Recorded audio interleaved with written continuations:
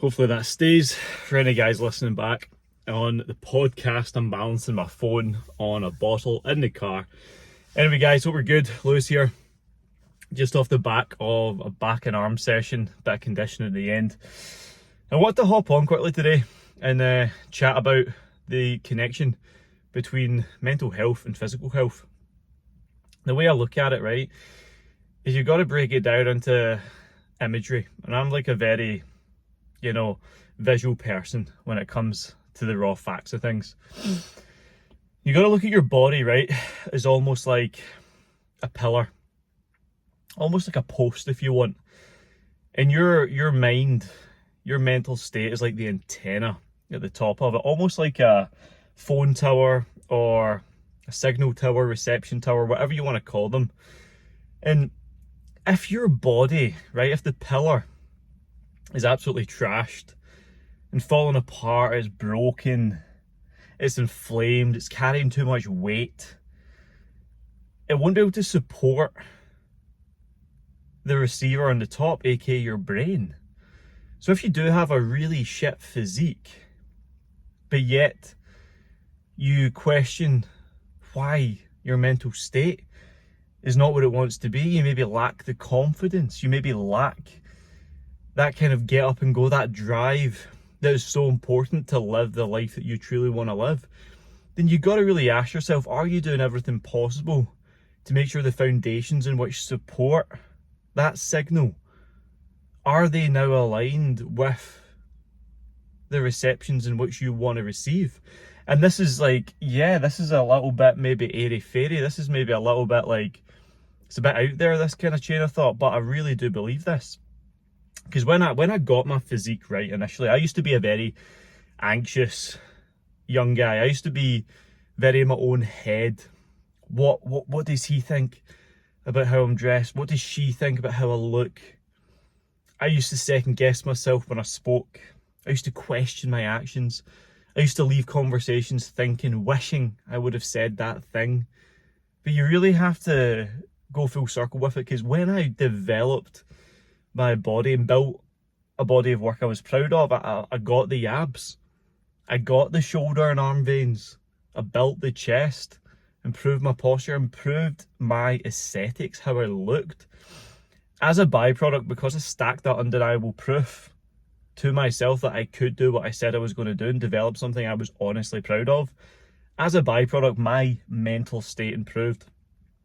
And I really started to articulate things, bring more awareness to things that I once wasn't capable of understanding. And I really started to back myself. I really started to back who I was.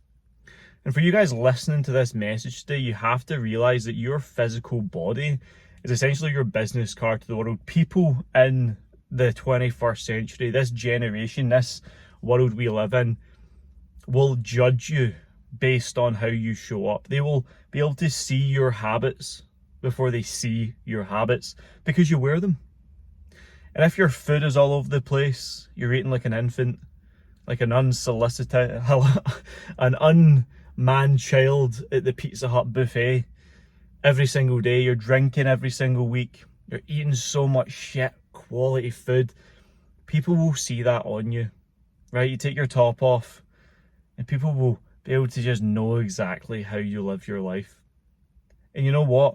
I want you to bring awareness to this, because see, when you recognize that the habits in which you have do not align with the person you want to be, then it is on you to change them. Because one of the biggest things that I now done for myself was just bring complete honesty to my life. Because self-responsibility is self-honesty, and when you can be completely honest with how you're living, how you're looking, how you're feeling, how you're thinking, then you can change that and start performing differently to now create the new habits which are therefore going to be aligned with the outcome in which you want. Because if you really, truly want good mental health, there has to be a sacrifice in the short term.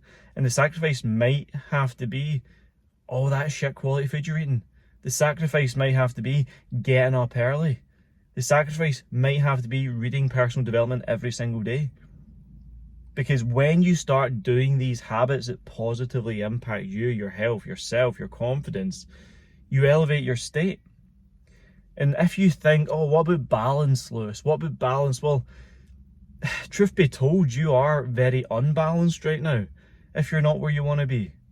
And to create that balance, you have to pay your dues. You have to work really hard to equate equilibrium, it would be called, in your physiological state, your psychological state, and bring peace to your own psychology.